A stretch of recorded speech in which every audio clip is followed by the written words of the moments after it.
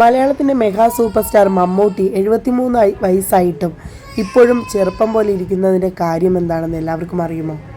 73 വയസ്സിലും ഇത്രയും ഫിറ്റായിട്ടിരിക്കുന്നതിൻ്റെ രഹസ്യം വേറെ ഒന്നും തന്നെയല്ല, അത് മമ്മൂക്കയുടെ കർശനമായ ഡയറ്റ് പ്ലാൻ തന്നെയാണ്.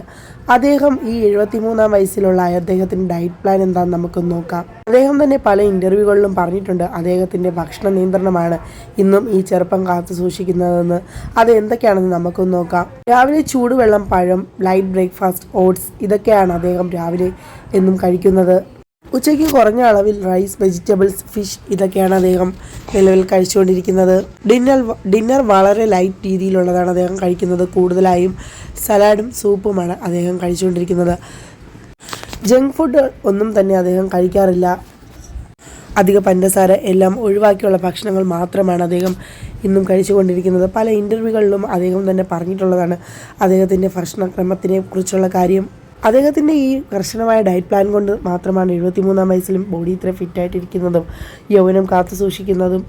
കൂടുതൽ സിനിമ, സെലിബ്രിറ്റി ന്യൂസുകൾ അറിയണമെങ്കിൽ എൻ്റെ ചാനൽ ഒന്ന് സബ്സ്ക്രൈബ് ചെയ്തേക്കണേ.